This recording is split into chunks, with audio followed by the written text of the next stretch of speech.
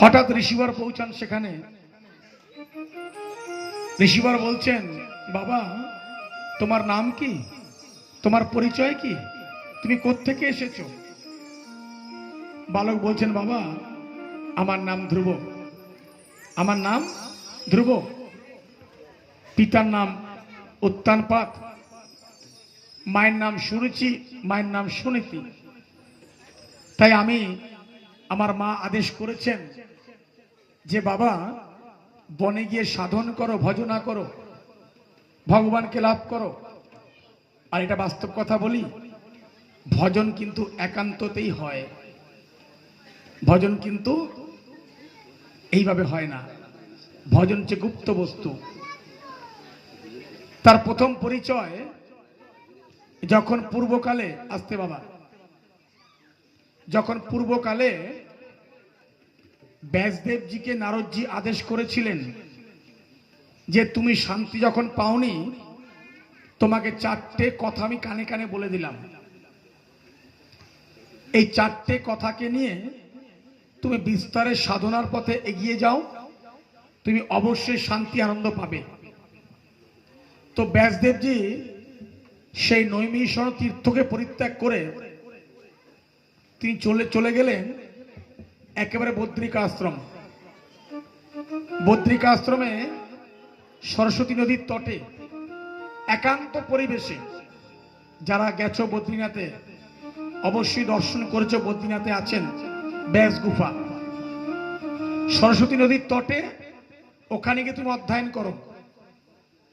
আজ ব্যাসদেব সে নারদজির দেওয়া চারটি কথাকে বদ্রিকা আশ্রমে সরস্বতী নদীর তটে গিয়ে তার সাধন, তপস্যা, জ্ঞান, গম্যতা, ভজন ইত্যাদি যা ছিল সকলকে এক জায়গায় করে নিয়ে এই চারটে শ্লোক থেকে তিনি তৈরি করলেন কি 18,000 শ্লোক।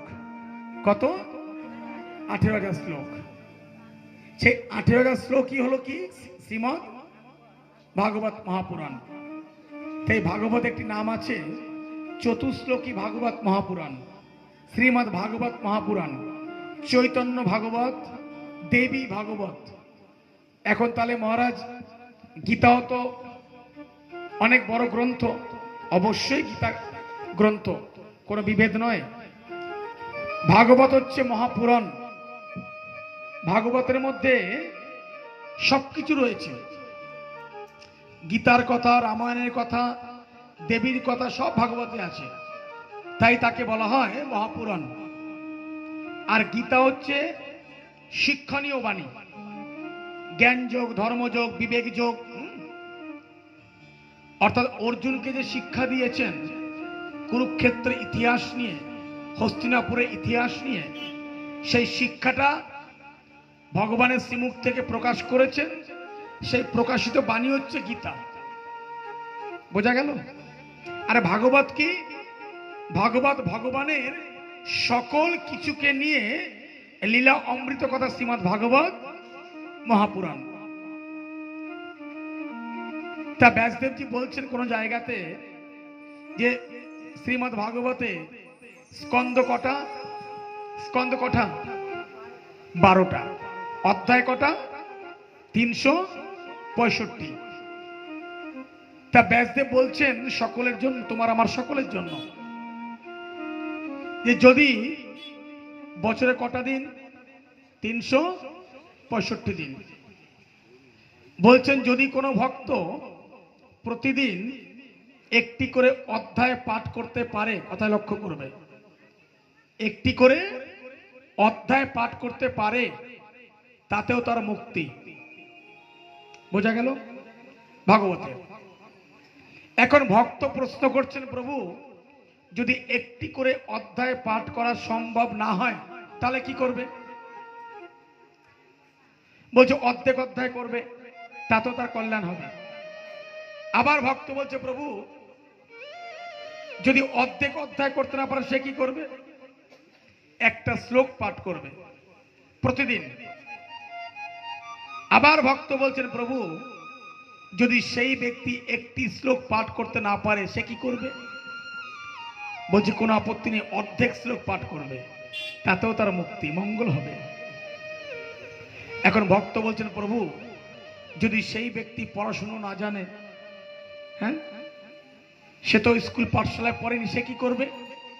বলছে কিছু করার প্রয়োজন নেই, সকাল বিকাল যদি শ্রদ্ধা সহকারে ভাগবতকে খুলে দর্শন করে প্রণাম করে, তাতেও তার মুক্তি।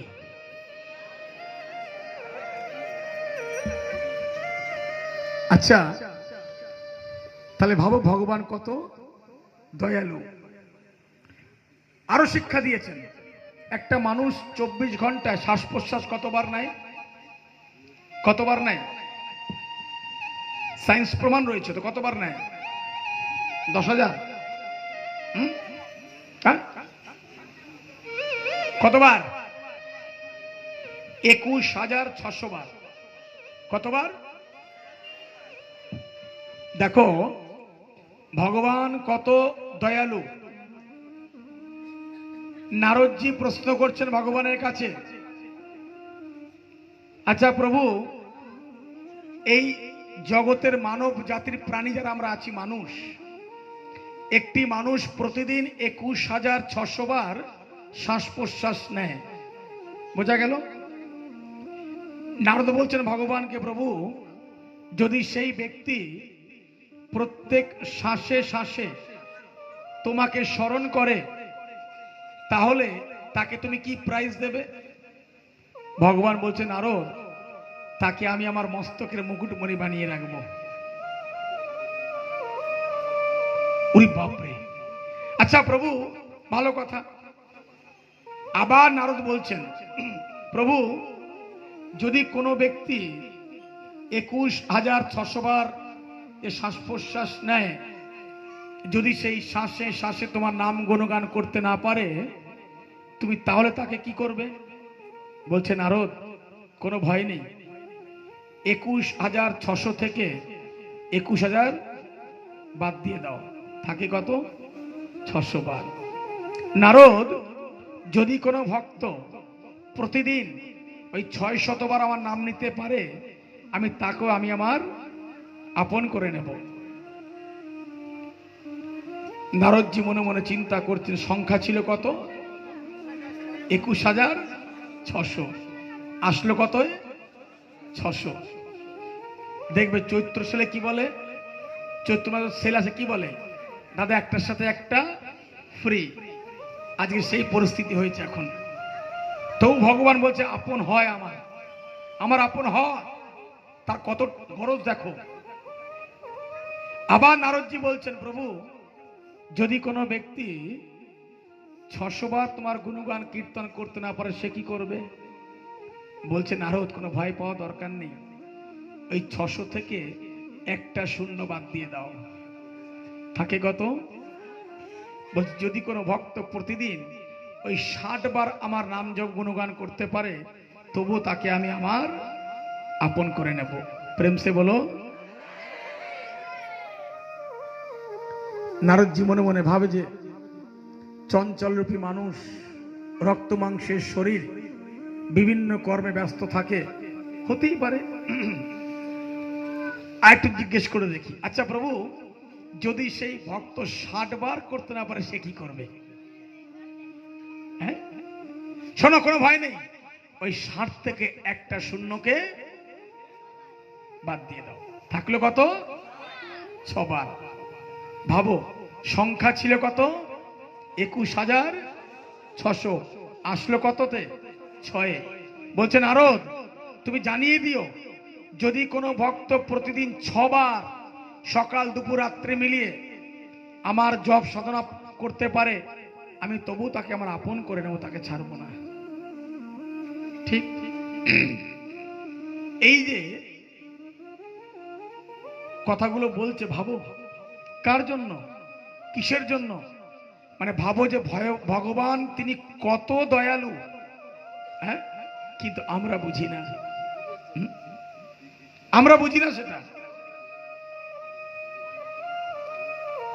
এই যে অষ্টম পর কীর্তন হয় না তোমাদের এখানে? হয়তো হয়তো এখানে ভোগ কবার দাও কীর্তনের সময়? কবার ভোগ দাও?